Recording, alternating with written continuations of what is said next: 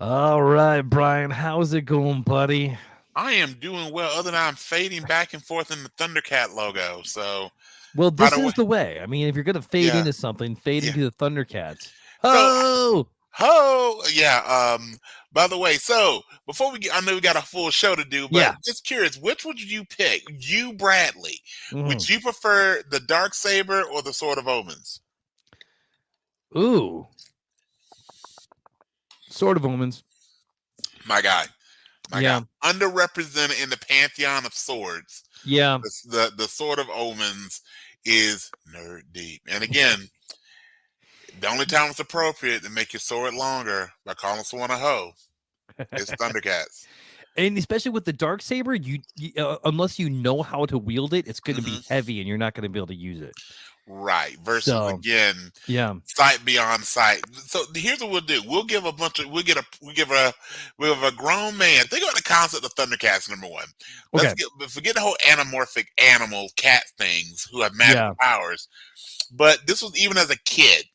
Mm. Where my suspension of disbelief stopped is number one. If you ever seen the original episode, they're nude with no genitalia. Right. And So somehow have reproduced. yes. So Yeah. I get why they go, okay, cats don't wear clothes, they have fur, but because they have more human tendencies, there were certain things missing. And by Gotta the way, cover the bitties. but listen to the podcast. This is not Brian Dennis going, hey, let's have more new cats for the kiddies to watch. No, Hmm. understand, even as a little kid, I'm like, Lionel's a little different than when I go to the restroom, but that's okay. Yeah. And then beyond that, and I would have tried to hung out with Chitara more. But Yeah. then I mean, but yeah. then the other, yeah, so was that weird, nerdy, inappropriate. Every little nerd kid, they go, okay, what's the one comic book character, cartoon character that you had a crush on that was kind of weird? Chitara was every, not even nerd guy. Every Mm. nerd had a crush on Chitara, and yeah, we knew it was weird, but it's okay.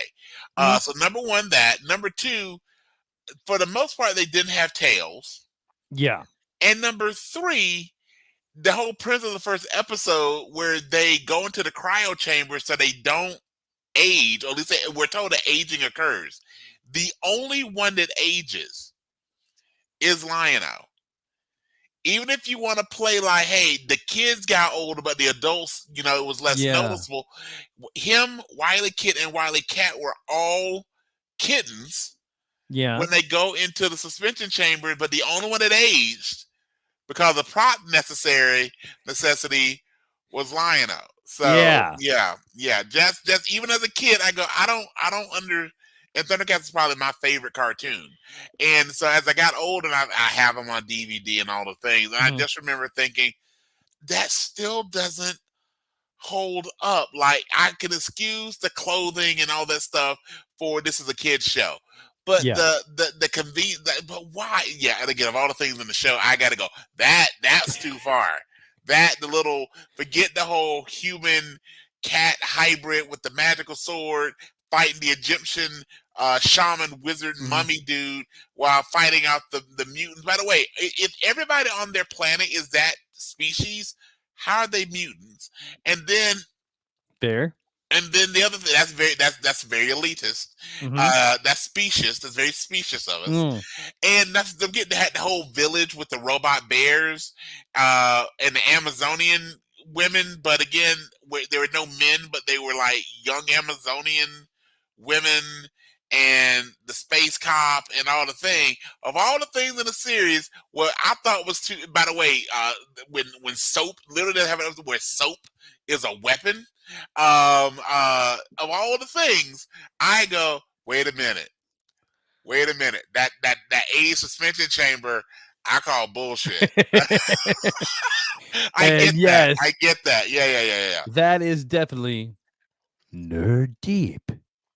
We go deep. We go real Awesome. All deep. right, All right, let's man. kick us off, my friend. All right, sounds good. Welcome to the Fandemic. This is a Facebook and YouTube live podcast that celebrates all the things that we feel are awesome in hopes of spreading our fandom to you.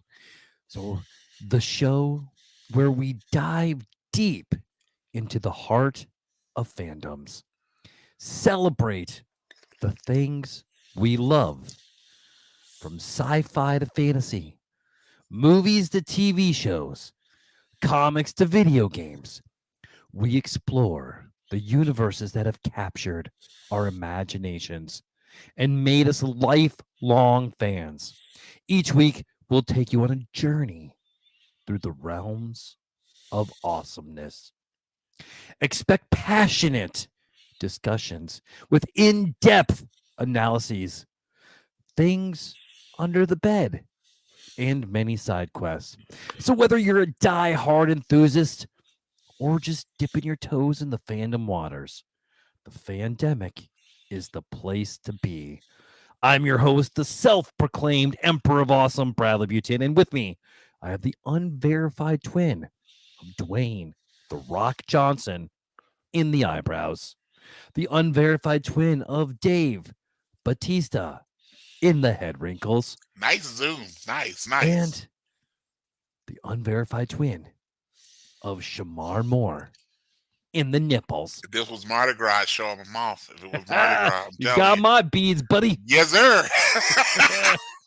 Ladies and gentlemen, my name is Brian S. Dennis. Well, this week the S stands for lawmen. Yes, and you know what? I think I've came to. I mean, I know it's not the reason. We'll get into it in a minute, but I think that's why I went mustache because of Bass Reeves. I can see it. I can You know, see it. I can totally. Yeah. I can totally see it. You know, I mean, it's like if Bass Reeves and Dennis Quaid had a baby, and Yes. with Chris Stapleton playing in the background. Yes. I think that truthfully is who you are, sir. I like this. I'm all for this. So that's what you can tell. By the way, we can't go our full podcast without giving homage to your incredible new look. Yeah. So, folks, drink it in, drink it all in. The beard is gone. The beard is gone. And we have kept the mustache. And folks, by the way, as well, if you don't have another reason to follow the TikTok of the Fandemic, there are at least a couple videos with Bradley showing the mustache in its former glory because he's trimmed it a little bit. Yeah, that was just like, I mean, seriously, you look like a different guy. Thank you. I don't have ever seen you with this little facial hair before, and it totally is a completely different. Like if you had, I know your kids are a little older now, but I feel like if you had an infant, they would be like, "Who are you?" Like I don't know you anymore. Yeah. Yeah. So I did the video and got Leia's reaction in there, and I had the handlebars, and I have never. Which is classic, by the way. Her reaction was fantastic. Right? I've never seen my wife look at me with so much disgust that she did with those handlebars and nothing else. You know, I mean, because granted, I always forget when I do decide to shave my beard because I don't do it very often, that I don't have a chin. So when I do it, and then I'm thinking, you know what? I'm gonna go Jason Statham. I'm gonna have the handlebars. It's gonna look awesome. And then I don't. Because that is because you are the unverified twin of Jason Statham in the mustache. Yes, sir. Yeah. Yes, sir. Yes, sir. Game for that. Yes, sir. You know what? You'll always be my transporter. Yes. Did you like that? Here, man. Right here. Right here. Awesome. You wouldn't have to stuff me in the trunk. But I wish you would. Ooh, you don't know what I transform into. Hey. And for anybody listening, just remember one most important. Here's a life lesson. Fat people are harder to kidnap. Yeah. So I feel pretty safe. Like you have to put in some work to get them. You're gonna need equipment. You know, you're gonna need like what is it? You're gonna need like a dolly. You're gonna have to like, and you can't just regularly tie me up. Like you got to do like the real straps. Like if you're like moving a sofa, you know. And I'm not even gonna complain about being kidnapped as long as you put snacks. So I would be that person that if you had like the sketchy van and go, there's chicken wings. Like I would just go, like forget it. What with the red seasoning balloon. are on those chicken wings? You know, lemon pepper. Lemon pepper. Lemon pepper chicken wings. Yeah, I'm there. You put a little Danos or slap your mama. I am there for it. Give me a little ranch on the side. Your boy. I'm telling everybody how to kidnap me and what I like to eat. So both are Right. fair.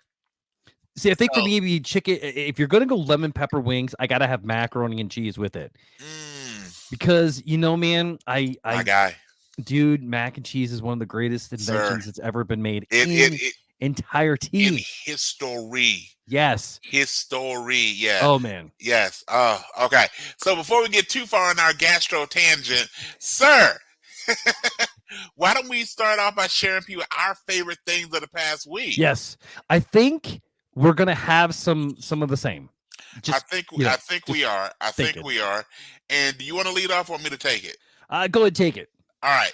So I'm going to start with my movie of the week. And my movie of the week, and I actually didn't text you about it. I started to on Saturday. While this is not a movie, given the length, I always slide this in, is the WWE's most recent, I still call them pay-per-views. They're technically premium live events because you get it when you subscribe to Paramount Plus and for them the WWE Network. But coming from Riyadh, Saudi Arabia, we had the Crown Jewel pay-per-view, or again, premium live event. Bradley, did you happen to watch that at all? I did. Did you watch it on Saturday? Or did you watch it later? I had to watch it on Sunday because I had Okay. to work, but yeah. It was okay. It was okay. I mean, there were really like two, maybe three matches that you really tuned in for. But please go ahead. And I will say, I think a lot of it was because where they were. I mean, there's a lot of restrictions for especially females in Saudi Arabia. And I've been to Riyadh before. I mean, like I've been to Riyadh. Okay, all right. And so, like, if you're wondering why you weren't seeing enough TNA, well, it's because it's a major no-no. So so you had women referees, you had a few women wrestlers, and they've been going to, and this is one of the interesting things about their whole deal with Saudi Arabia. They've been going to Saudi Arabia now for the past few years. And more than once too. Yes. They typically have, I think, 2 or 3 pay-per-views or events from Saudi Arabia. They get paid. First, let's be honest. They get stupid money. They're getting big money. Stupid money. Yeah. For this, but it's also again very for their talent, very controversial. They've had multiple individuals who chose not to. Especially the first few years they went over there for a variety of reasons. Number one, the treatment of women. Or in just anyone that is not honestly a heterosexual male in that country. This is no cultural response, but you don't got to look hard to find the laws and the rules. Also, individual of different faith. Sami Zayn famously is a very proud Muslim individual. Then you've had again a variety of women, people that were from different countries that just go.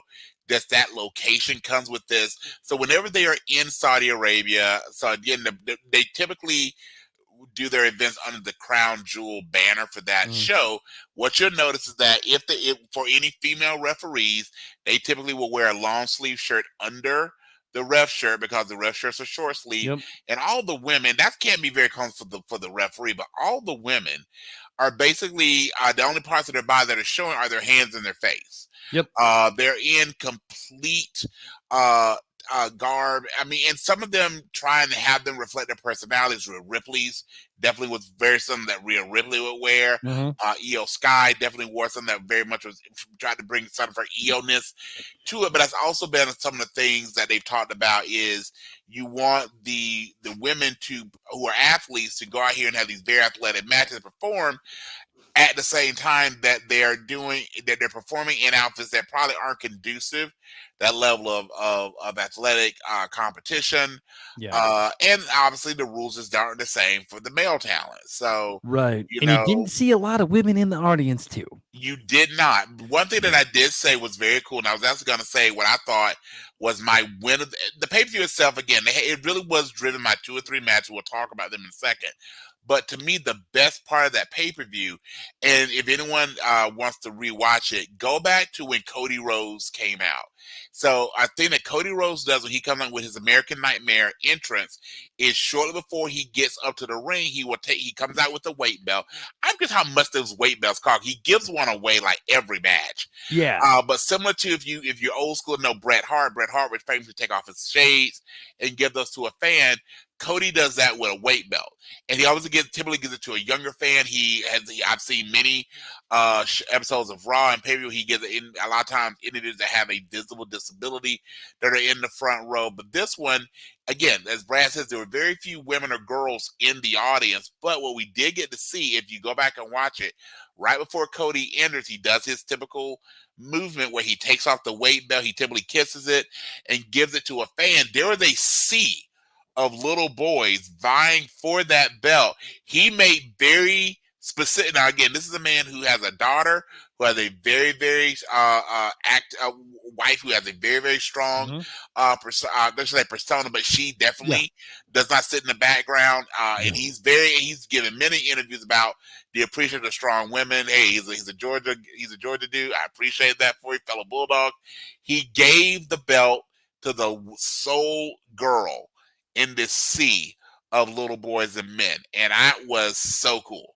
Yeah, and it was intentional because there were lots of kids reaching for it, and you saw him not being rude, but definitely make sure that the belt went to her. Like he made sure, no, not you. Make sure she got it, and that by itself. And that's been the WWE, and this is definitely their corporate stance on this. But whenever they've had to, again, they're getting paid stupid money. Yeah. But whenever they've had to defend their presence over there, because this was a choice, they chose it, is them showing women doing things that typically in that culture you don't see women do. So hey, even if they have to see Rhea Ripley or Bianca Belair, Sasha's gone now, or Becky Lynch or Charlotte Flair or anyone, and they are wearing not the typical standard outfits they wear in ring garb, they're seeing them compete. They're seeing them, be fierce, strong, powerful women. That definitely is fuel from a corporate lens on what they're going to say, but there is some reality to that. And again, you see the male's talent also taking that privilege that they have. And again, Cody's thing in real time was probably 30 seconds, if that. That though sends a huge message not only for that young woman who got the weight belt, all the little boys and men around them, and me as a viewer thought that was just such a cool moment. So, but beyond that, to get into the actual pay-per-view, I'm going to go real brief. Yeah. The main so really the pay-per-view was driven by 3 matches. So because there was Rhea Ripley was in a fatal 5-way, and of course Rhea Ripley won. And just for the benefit of those of us who need it, Rhea Ripley. Yes. And then you had another women's match. Io Sky successfully defending against Bianca Belair. But the 3 matches that I really want to talk about briefly, though, is number 1, John Cena and Solo Sikoa. And if you saw that, Cena had made a very that had been over 2,000 days since he won a one-on-one singles one. That's what a singles match is, but a one-on-one singles match in the WWE. So that's over 4 years, and he wound up losing to Solo Sikoa. And what does that mean? It's definitely probably building for something to WrestleMania with John Cena. He's probably getting close to retiring. They made sure to constantly call him the greatest of all time, the GOAT. He's on a ton of the amount of commercial he does where you hear him doing the voice acting. He does that. Obviously, he acts in movies, films. We love us some Peacemaker. We shared that many times here on the podcast. So seeing him again put over Solo was in a very dominant way. I mean, the guy just basically literally stabbed him in the neck 15 times, and then he pinned him. Then you had the World Heavyweight title match with Seth Rollins again retaining against Drew McIntyre. I'm really hoping this leads to a Drew McIntyre kind of getting a little more play. I love me some Drew. And then finally, the main event. Let me ask you this, Brad. So the main event was Roman Reigns defending against LA Knight. Do you think they should have had this match? Meaning, do you think this was because the outcome was I don't know about you, but I knew the outcome would be Roman Reigns was not dropping the belt in Riyadh at he's not going to lose it until WrestleMania. Okay, it probably should have been WrestleMania last year. I'm guessing it'll be WrestleMania this year, but he's not dropping that title when he's held it for just under 4 full years. He's not losing that title under anything that they can control before WrestleMania, and most likely he's not dropping to anyone but Cody Rhodes. Got to finish the story. Mm-hmm. You get, should LA Knight have even had this match, given how the amount of momentum going into a match that he was not going to win? Most fans that have any type of understanding of how the story arcs and the build goes, do you think this match even should have been booked? No, I would have much rather have seen LA Knight versus John Cena. Mm-hmm. Especially if they're trying to make LA Knight the next big thing. Yes. Then he should have been fighting. Because I don't even care about Sokola. Yeah. I mean, really not. I mean, he hasn't impressed me much. Gotcha. I'll Shania Twain him right now. He don't impress me.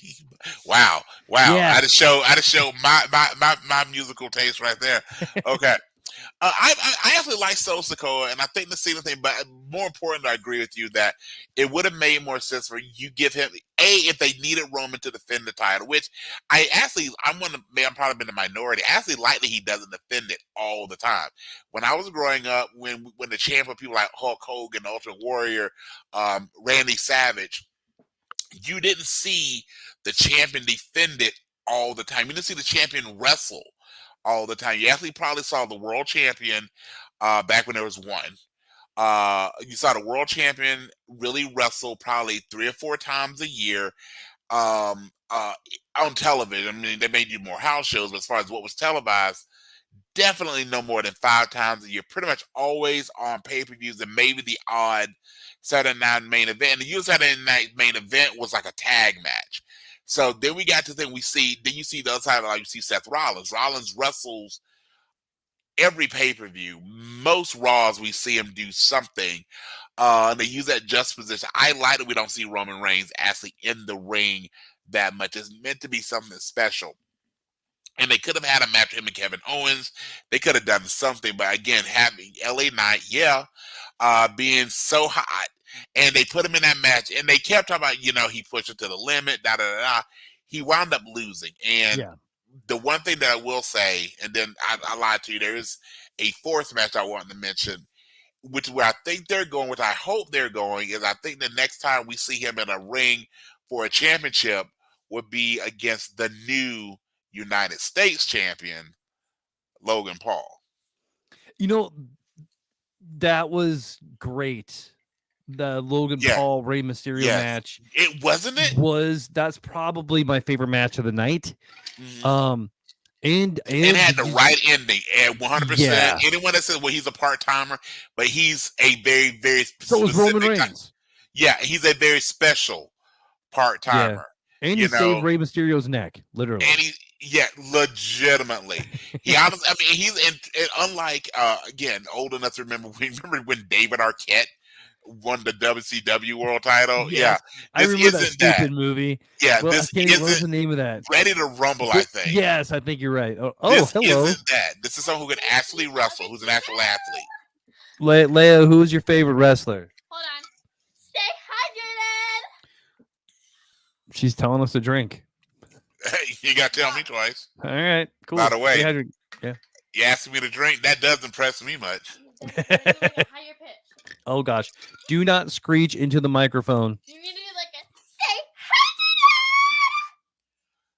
hydrated. You know what?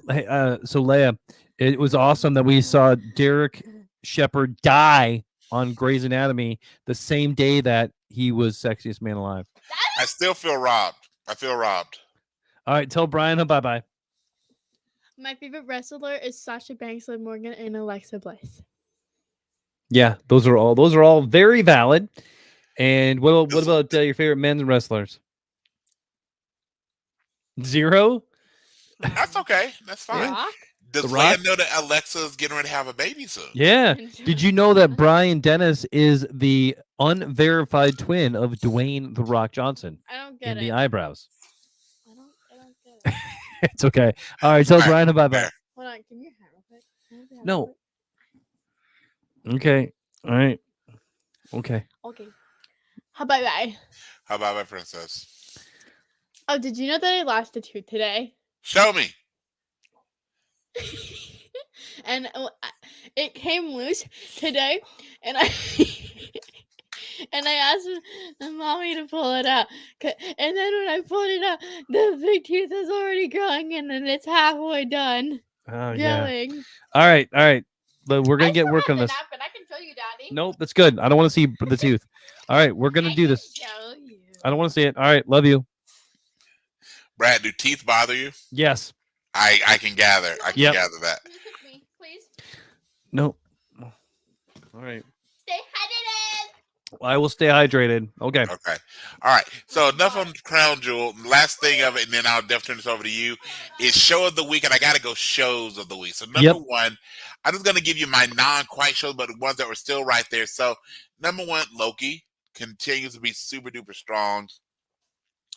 Then you had the season finale of Gen V, which that was incredible. I don't know if you've seen the season finale of Gen V. I haven't yet. I know what happens though. Yeah, it is. Sadly. It is, but it's well. Sadly, I'm not sure. Well, I I think wanted to see it. I wish it would have. Oh, I okay. didn't keep going with it like Okay. as it was coming out, so I got spoiled, and I really wanted that surprise because I would have just lost my shit. Yes, and I'm really excited for what's coming with season 2, how it's going to go into The Boys, and our boy, since you already know some of the spoilers, we had 2 really great cameos at the end of it, which leads into the next one of season of The Boys. And then, did you see that season 2 of Invincible has come out? I just noticed that today. Okay. So I haven't had a chance to watch it yet, and because I was watching the movie The Big Short, and because I'd never seen that, and wow, really good movie. Man, really that's probably my movie of the week. So The Big Short and The Big Sick, both of those are really good movies. Very different, but very good movies. Yeah. You will dig Invincible. I like where they're heading with this, especially if you have both of us have a lot of Marvel and DC fandom. They definitely step into a little bit of Marvel in a good way of how they present things, and that's done really well. But my unabashed show of the week was, and I knew it was gonna be. Yeah. And I want to thank my tag team partner for reminding me because the weekend got busy and I forgot. Lawman Bass Reeves. Damn, that was so good. Taylor Sheridan, my guy. Man, my guy. TV Midas. I mean, that's just the man. By the way, have you ever Googled photos of Taylor Sheridan? He looks like a dude that should be named Taylor Sheridan. Yeah. And will write these shows. Yeah. Absolutely. 100%. He talk about living his gimmick. I remember I looked him up a while back and said talking about a lot of his filmography were roles on Walker, Texas Ranger. Of course it is. What else show would he have been on as an actor? Yeah. So I can see him and Chuck Norris just spitting to see who spit could kill a scorpion. I can kill him in 1 loogie. I'll take 2, whatever. So man, we'll definitely get into more Bass Reeves here in a minute, but tell me your show, sir. Man, so your best of the week. The last week and a half or so has just been, the TV's been great. I mean, really has. Between the finale of Loki comes out tomorrow. Yep. And Ink Master came back. Okay. And freaking Bass Reeves, man. I'm watching this show, and well, you know what? We'll get into that in a minute. We'll rate it, review it, talk about it, because there's some things I want to take a deeper dive in there. But other than The Big Short was my movie. I mean, that movie's fantastic. I watched that today. And then Five Nights at Freddy's, I watched that. Yes. And it's fantastic. I don't know a lot of the lore. I did have my daughter come on to school me. That episode is already out. FNAF for Dummies. I did release that with her and Will. You guys are awesome. And that was fun. That was so much fun. FNAF, man, they have a good franchise on their hands. Yes. And dude, Matthew Lillard should be saved at all costs. Yes. Well, Matthew Lillard is almost, I thought about this with different things he's done. So obviously he was in the Scooby-Doo movies. Scream. Scream. A highly underrated role in 13 Ghosts. That's a movie that holds up so good.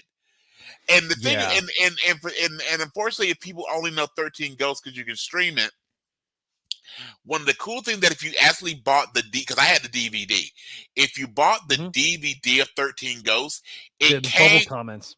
yes, and it had like the history of the Yeah. 13 Ghosts. I'm like, oh my God, Yes. yes, You know, the one thing that always drove me nuts about the 13 Ghosts is because I always associated the 13 Ghosts with Scooby Doo. we do, yes, And, yes, like a yes. total, and the worst. So it's Monk meets Scooby Doo. That's what we're But talking about. would you like to see a live action recreation of the 13 Ghosts of Scooby Doo?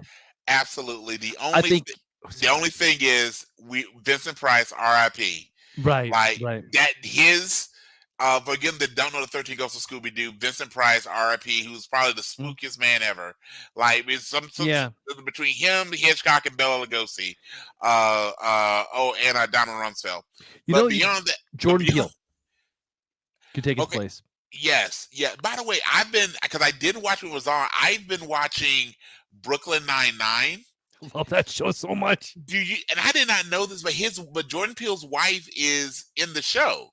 What? Who is it? So the assistant, Chelsea Peretti, the assistant to Andre What? Bauer, that's Jordan Peele's wife. Jordan Peele, hey, What? good job, sir. Good job, Wow, Jordan. dude, you Good blew my job. mind. Yeah, I, I was like, how does Jordan never show up on the show? Number one, right? because they overlap with Key and Peele, like, bruh. But anyway, it just Andre Brower, who I've loved in all his Yeah. dramatic stuff, Homicide and Law and Order and all those things. But because he's always still Andre Brower, right? Yeah. Glory, he's still always that very dignified, that voice, all those things. Mhm. By the way, it's amazing that Andre Brower doesn't do more voice acting. His voice is fantastic. Yeah. But especially after like the first couple seasons where they would just expand his character more, you would see him like dive into just a couple scenes where you can tell he is just loving being a straight man. And honestly, Andy Samberg is annoying, but his It juxtaposition, works in Brooklyn Nine-Nine. it works because he's got Terry Crews and Andre Brower and some other to play off of, which helps. But just some of them things that Andre Brower gives you the biggest belly laugh because he's so still just very deadpan. Yeah. But if you listen to some of the things that comes out, it's like, wow. There's one not too much on Brooklyn Nine-Nine, but there's one where he's talking to Terry Crews, the character who's also named Terry, and basically the back and forth is, would you like me to get you a soda? And he's saying it's tongue in cheek because Brown's character doesn't drink soda, and John River, that very strong baritone voice, goes, "While I know you're kidding, no to the soda." It's like the soda, Dude, yeah, it's fantastic. That's good. Thank you. That's a very good. Andre, holla at your boy. We'll do some things. Okay. Right? I mean, All right. like, yeah. Yeah, If you faded off into the Thundercats at that exact moment, I would have thought I was talking with Andrew Broder. Oh my God. I gotta play that up.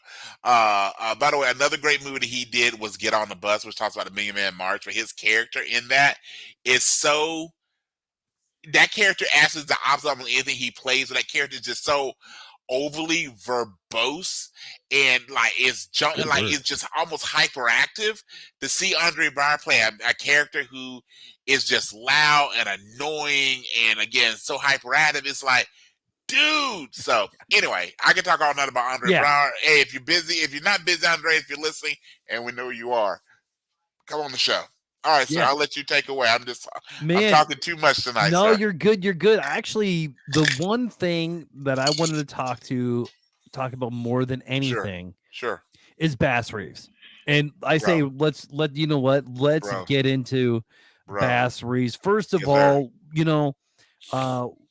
what are your thoughts on Bass Reeves? Like, just rate it. If you want to bring it up, I mean, like, however you want to intro that. Sure. Let's do it. Well, I think one of the first things to understand about the show, which is first off, the show is a great show, and we'll talk more about the show. Yeah. But understand that if you don't know this, Bass Reeves is a real was a real person. You've seen him portrayed in different things. So there's a couple different that he's been played by a couple different individuals, one of which was Denzel Washington. I mean, there's been various incarnations of the Bass Reeves. Delroy Lindo played him, and I'm trying to think of remember the name of the movie, but it was also with him and Jonathan Majors. Just excellent. It's still on Netflix. I just cannot think of the name to save my life out. It'll hit me in a minute. But so they've had various fictionalized versions of him. So this is meant to follow the Bass Reeves stories and novels that are meant to be, and I believe are much more historically accurate, much more biographical than some of the more fictionalized ways we've seen him in films and movies. But one of the things that's important to understand is that, again, taking it from what the show represents, is you have a person that legitimately was a slave. And he was a slave that was made to fight in the Confederate Army, because when you're a slave, you don't have a choice. Yeah. And spent a lot of his very early years in being introduced to fighting and guns and combat, really killing people who look like him. And then, as the show will show, he eventually gets his freedom. Number one, he takes it. Number two, it's granted because of how the Civil War came about. Yeah. The North won, slavery was abolished, but then he makes a career as far as we can tell, the first black lawman that this country had in a time that there really weren't laws. So let that just ruminate for you. He is. And he is number one. He really is an officer of the law. He represents law enforcement. He's black, and he is attempting to enforce the law at a time that lawlessness was an all-time high in this country, because it was a new country, and because it's in the very late 1700s, very early 1800s. From there, and to do that as a former slave. Yeah. The fact that this man, and I looked it up, he lived to 71 years of age, living a life being exposed to violence. First, at a time that most people live in their 70s, much less, 50s, much less 70s. The fact that he's able to do that, forget the show for 2 seconds. He just, as an American icon, is one that has just, I think his story, which I'm glad the show is doing, the show is really making it clear who and what he was and his value to the country. So that's the first thing. It is understanding that piece of Bass Reeves, the person. Beyond that is Bass Reeves, Lawman Bass Reeves, the show. And they gave us 2 episodes, and I was so glad they did. They gave us 2 episodes, and they were just fantastic. So the first episode, and then I'll pause, I'll take a breath, let you take it away, partner. Yeah. But the first episode, which is basically shows how Bass becomes Bass. You know, again, the tail end of the American Civil War, and then that journey from, again, taking his freedom, and then how violence has, number one, been a big part of his life. Yeah. But then in the second episode, now using his penchant for violence to enforce the laws of the now supposedly unified, healed country, and still the things that they exposed him to. And they did not, and I was very glad, they did not pull back on the violence. More importantly, they did not pull back on the language, because it is the language that and honestly, the language that we heard, and some people aren't a big fan of it. Trust me, in reality, he heard worse. Yeah. I guarantee you, he heard way worse. So it wasn't used for gratuitously. But again, all those things has really made me love the show. So I'm going to take a breath, and my friend, take it away. First of all, every red-blooded American should be watching this show. Yes. This show is the epitome of what an American should be. Bass Reeves.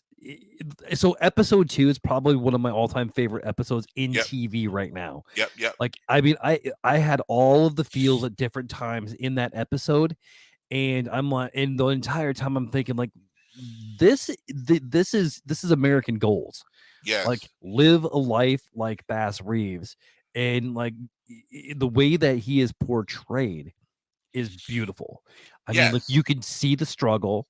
You can see it, all he wants to do is the right thing. He's a man of principle, Hmm. and you could tell that when he sees things that, and not to spoil anything, but when he sees things that could put those principles to test, Yes. he His well, moral compass is without reproach. And right. again, and that also seems to follow the real human being, that so much of what he of his life is him trying, and again, it's only two, we've only seen two episodes, two great Yeah. episodes, Yeah. but him trying to make the right decision in a world that doesn't want him to make the right decision, in a world that wants him to either be every stereotype that they have of him, or for him to be just this broken thing. And what makes, Mhm. especially the second episode, like, I agree with you. I love the first episode. I love the second even more, Yeah. because you got to see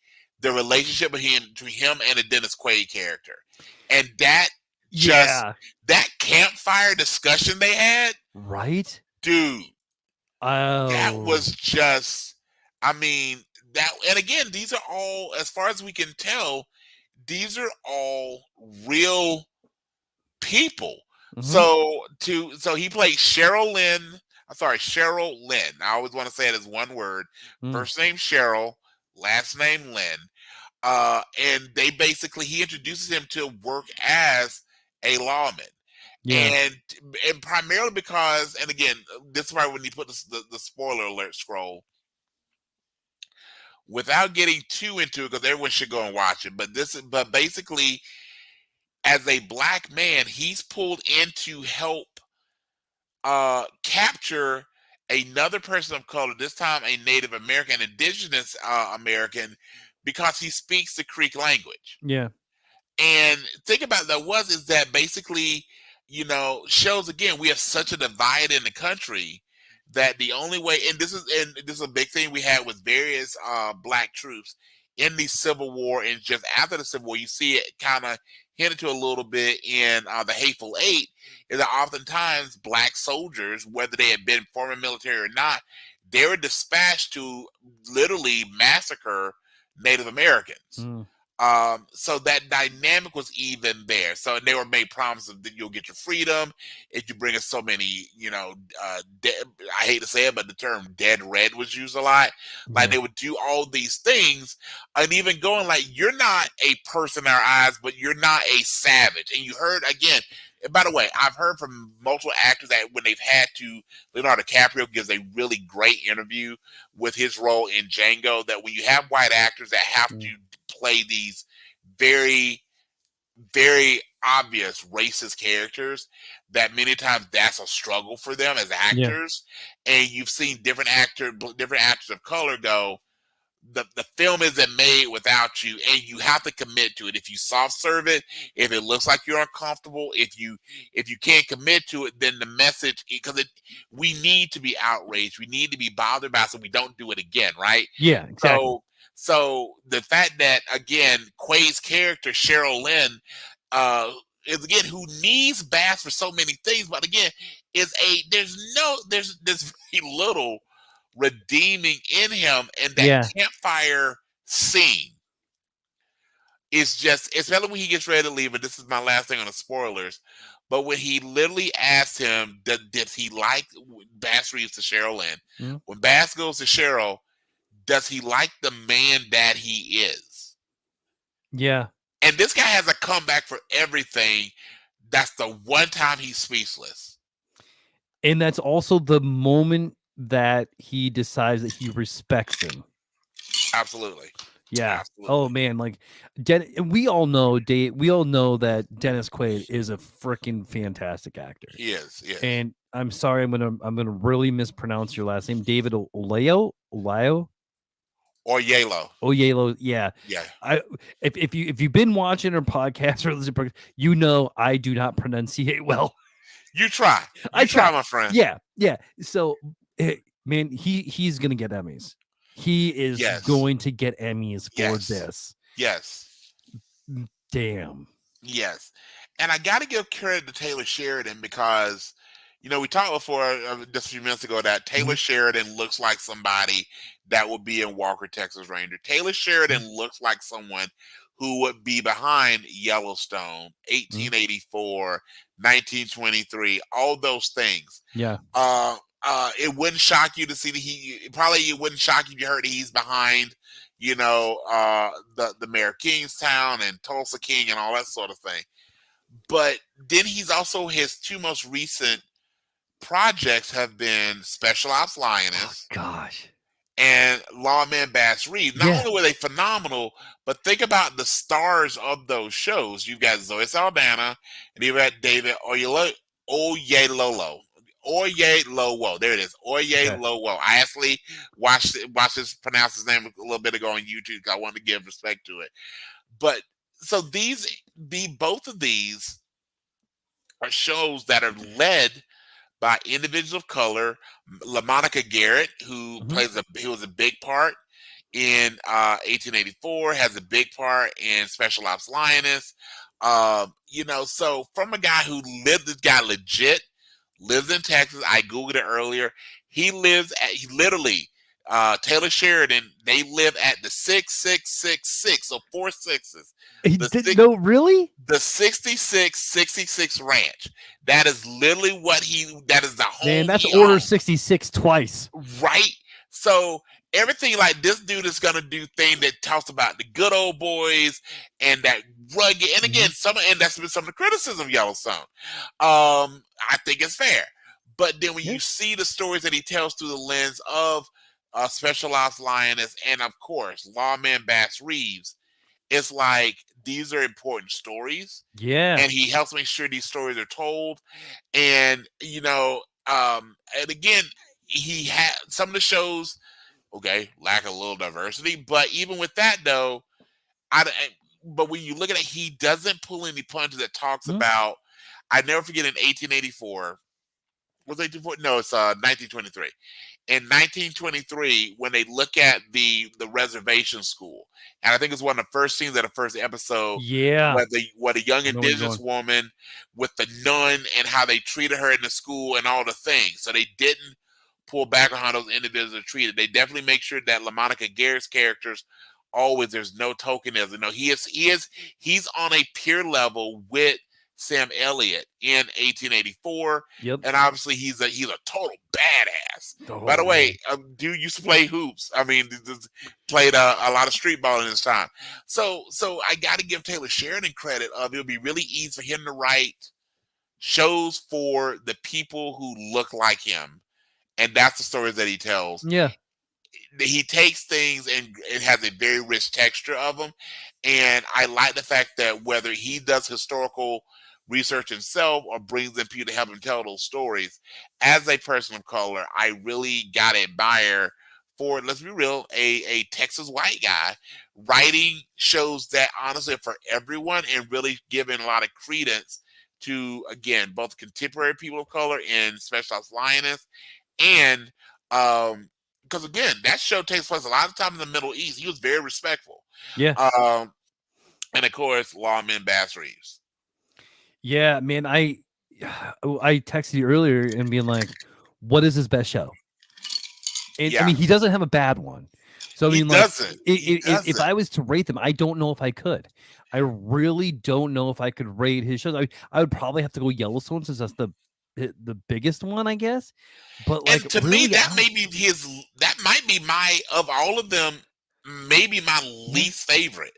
I mean, I Tulsa think King is Yellowstone so might be good. my least. So I'm pulling it up right now. So these are the shows regarding like he's the creator or Mm-hmm. co-creator of. Okay, so we've got Yellowstone, Mm-hmm.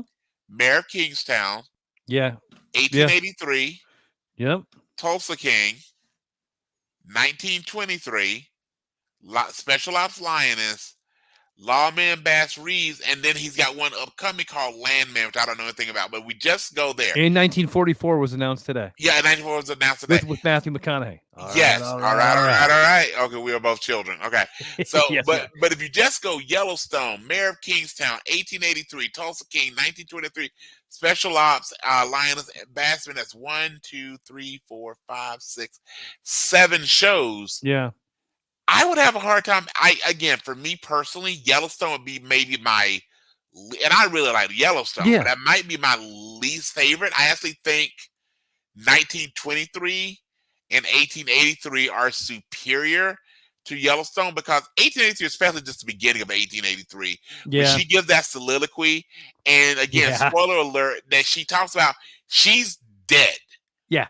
Like the movie starts off with, pardon me, the character that is going to be central to the next several episodes, is dead, dies, and you know what? You honestly, at least for me, until it got to the episode where she gets literally shot by the arrow, I kind of forgot she dies. Yeah. The only same with me, but then I'm like, oh, they're reading her journal. Yeah. Oh. It's just like, yeah. And then of course she then narrates, 1924 and all the things there. So, but yeah, I agree with you. We text me that. I think I said for me, I was gonna say, and I think because I'm also going by the series that I've watched over and over again.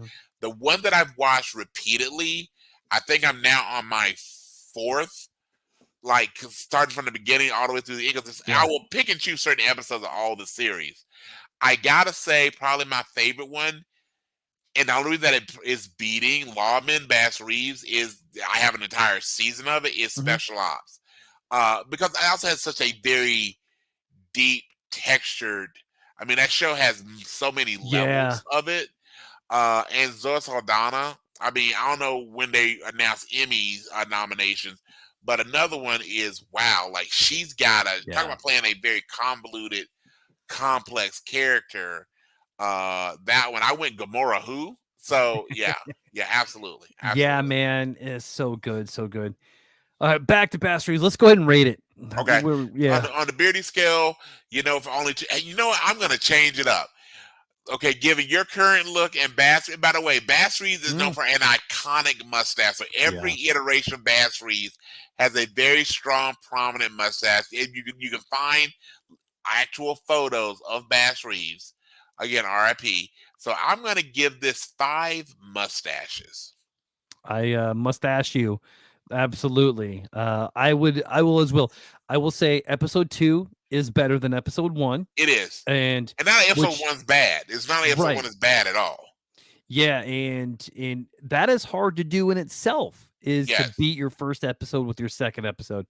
But I agree, man. This is totally 5. If there's ever anything, I'm looking forward to the next episode. Yes, you're doing it right. Is when the episode is over, you're mad because you can't watch the next one. Yes. So yeah, 100%, dude. 100%. 5 mustaches for me. Oh, so good, so good. So I know we're running a little long here, but I want to throw out a couple tats for you if we got time. Oh yeah, absolutely. All right, so here's one of my, because they all, guess what? They're all Taylor Sheridan based. So here we go. Nice. All right. So who to you is a big, first, and these, I want to know your choice and why. Okay. So who to you is a bigger badass? Beth Dutton in Yellowstone, or Joe, Special Ops Lioness? Which one of them is a bigger badass and why? Beth Dutton, because I think she is the biggest badass in the Sheridan verse. Over the Special Ops lady. Special Ops. Okay. Yes, man. Just, I think when it comes down to it, Special Ops is going to hold back. Okay. I think the right. She's got a coach. She'll only go so far. Yeah. Right. Yeah. But man, Beth, I don't think there's there's nothing that she wouldn't do. Yeah. If it lined up with the prince, with her, I think she would go further. Yes. And I always get stuck on the fact that, remember, Kelly Riley plays Dr. Watson's fiance and wife in the Sherlock Holmes movies. Like she goes from playing so sweet Yeah. in those movies to Beth Dutton.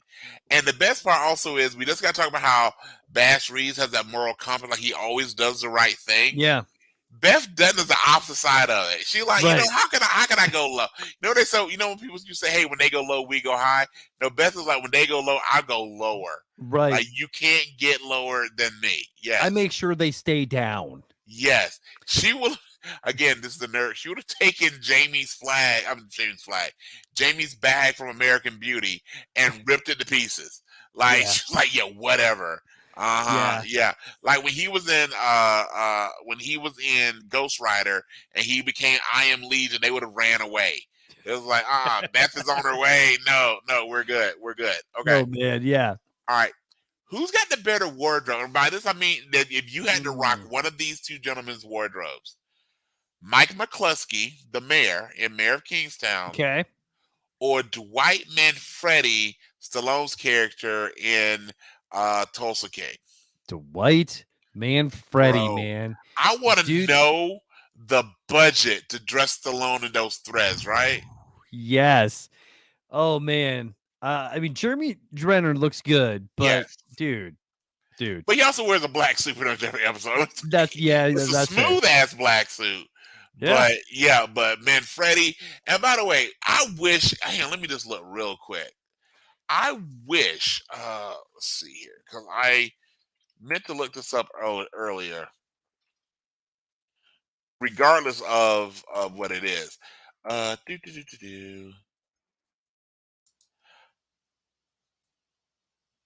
thought so. I wish I looked at 77 the way Stallone looks. Right? Like, seriously, the dude is 77 years old. Yeah. And yeah, man. like, dude is still ripped. Dude still, and I don't know if you've seen him when he's in his general, I mean, he's inked up pretty good. And just still just like, if he I think he could probably go more rounds, if he got had to fight Apollo. I think he got one more in it. Yeah. I would watch that movie. I would watch it. By the way, again, to prove that we're children, everybody has a really bad Rocky impersonation, with it basically just mumbling.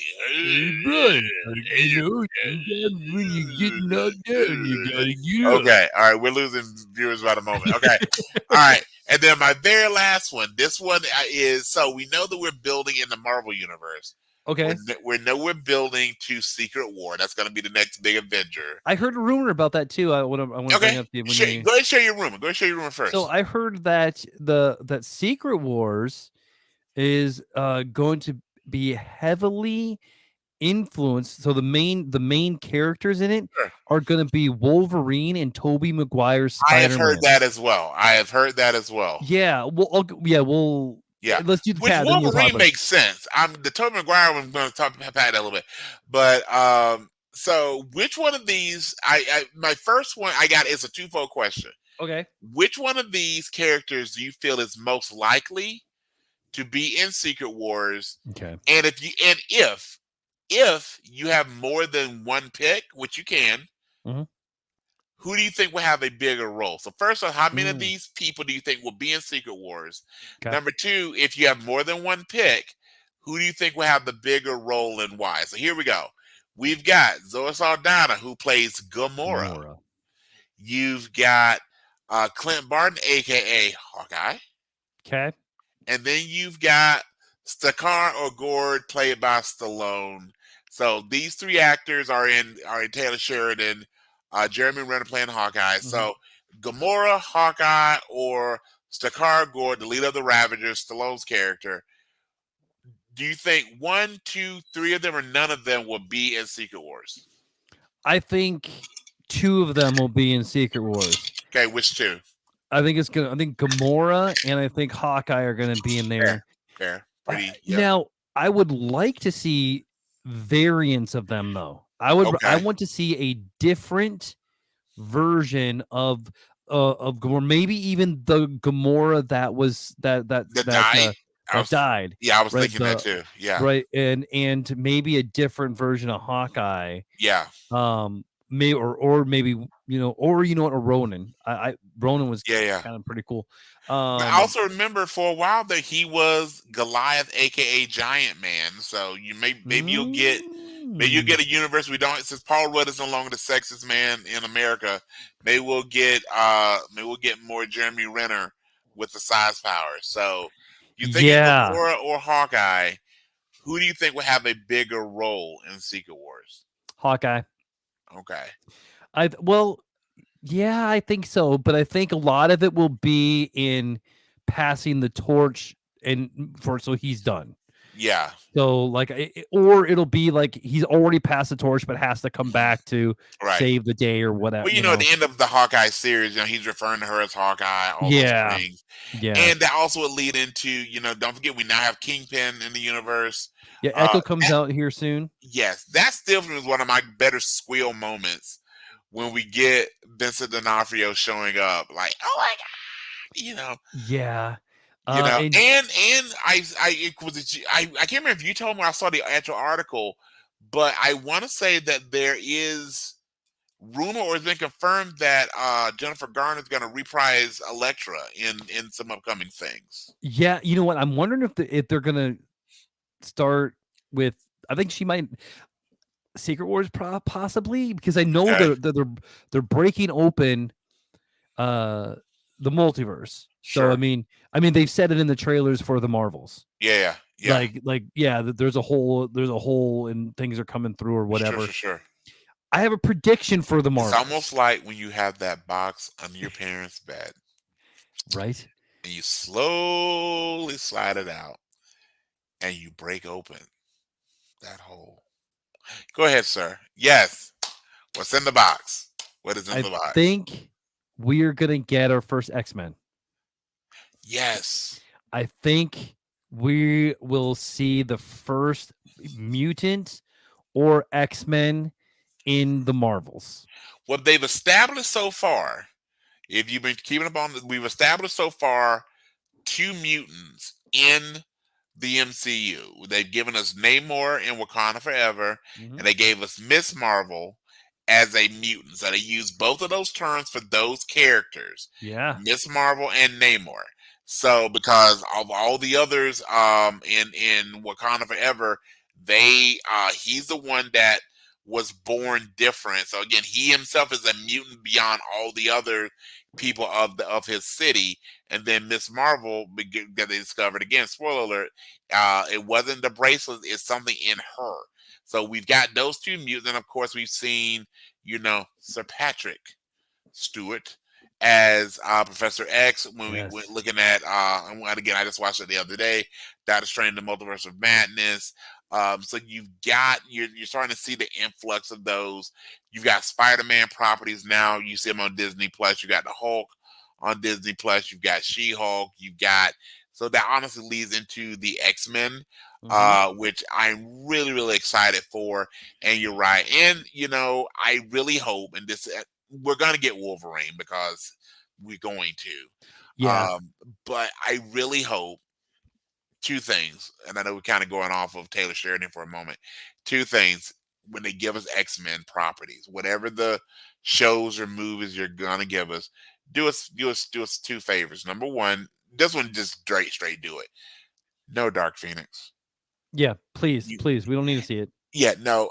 And part of me goes, as much as Marvel has done really good things, if anybody's going to pull it together, it might be bringing it back into the MCU and the properties with, maybe pull Dave Filoni off of Mandalorian. Like, here, go fix Dark Phoenix. Actually, dude, what about this?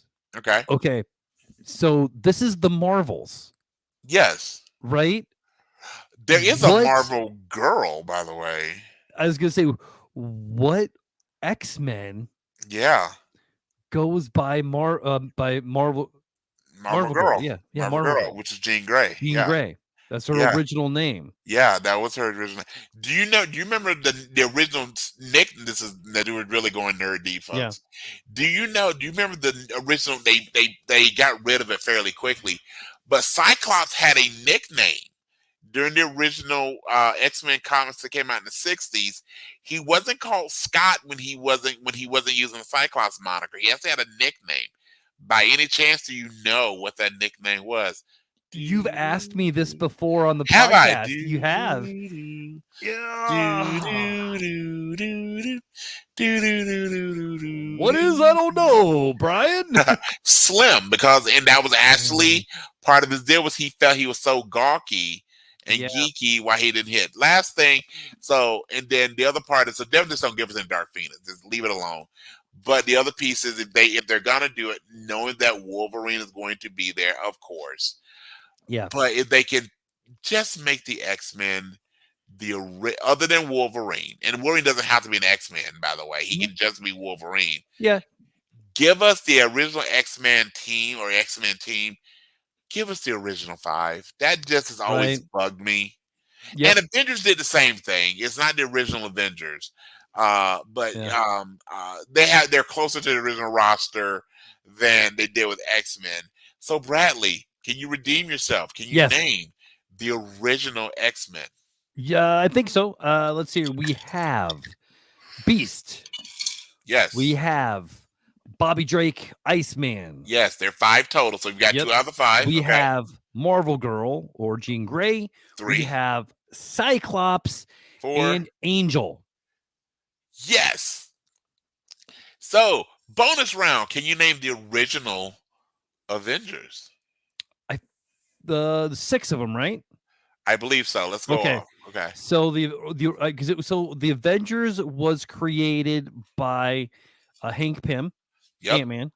He was actually the original leader. And again, that's never portrayed by Hank Pym, Michael Douglas, because he slapped his wife and ruined him in the comics, and rightfully so. And she also laid eggs, which was okay. Yeah. Again, because they take again in the comics, Wasp is actually a mutant.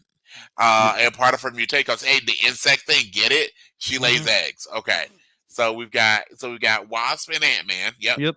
And then we have Captain America. Yep. We have Iron Man. Yep.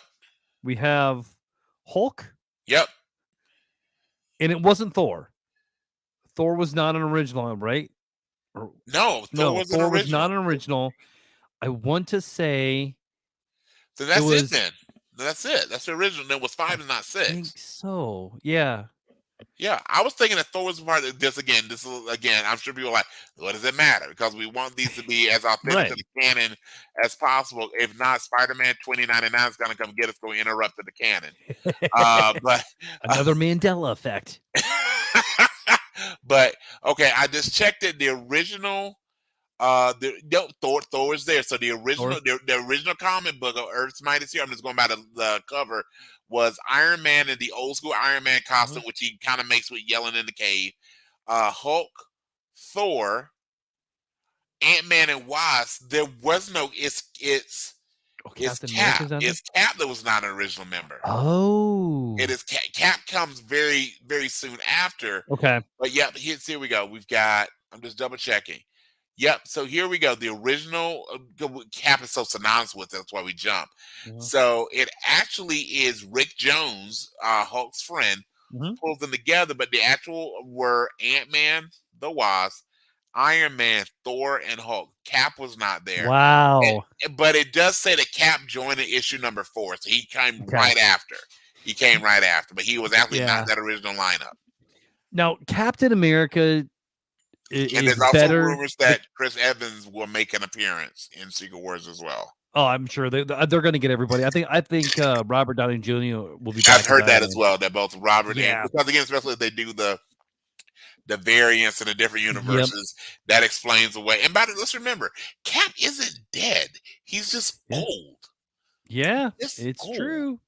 So I think technically he's like 140 because he was like 70 when we went back in time. So I think technically he's 140. Yeah. Oh gosh, that is weird. Yeah. Oh, awesome. All right, well, let's go ahead and put a pin in it here. Brian, where can we find you, buddy? You can find me on the Book of Faces, Brian Stephen Dennis. Give me a like, give me a follow. Join us in candy corn. Yeah. Oh, dude. And I'm insisting on the recount that I'm way sexier than Dr. McDreamy. It Because is you know true. what? I did not need to ride on a lawnmower to impress a girl. Okay. Yes, sir. That And if don't you, impress me much. yeah, dude. Dude, and by the way, I could have got Sidney Prescott without getting stabbed. So, Yeah, did you like that? Did you like that? I Okay. do. With that being said, find me in the Book of Faces. Again, Brian Steven Dennis. Give me a like, give me a follow. I try to keep it funny and occasionally weird. It's true. It's damn true. Kurt Angle reference. If you want to support the show, there are several ways to do so. You can buy me a coffee at buymeacoffee.com/thefandemic. Find us on Patreon at patreon.com/PVOTN Fandemic. Become an episode assistant, an episode producer, pre-venge producer like Stacy, or become part of the con. Yes, you could be part of the council of nerds starting at $5 a month. You could just go to PayPal or Venmo at Bradley Butin. I won't say no. Just share the show with someone you want to make a little more awesome. Now, Brian, we Yes, are sir. at the max levels of awesome for the week. Let's end like we do on a positive note. Well, as always, thank you for joining us and being the very best part of our week. Thank you for hanging out with us. We didn't record on Sunday. Have some scheduling conflicts. We're doing this recording on a Wednesday. So again, whether we're talking Sunday, Monday, Tuesday, or Wednesday, we're very happy on this hump day to remind you, number one, no retreat, no surrender. And Goonies, never say die. Remember, friendship is like peeing on yourself. Everyone can see it, but only you get the warm feeling that it brings. If you think about it, every time you feel stupid, you just got a little smarter. And squirrels' cheeks are their nutsacks. Have a good day. Bye-bye. Bye-bye, folks.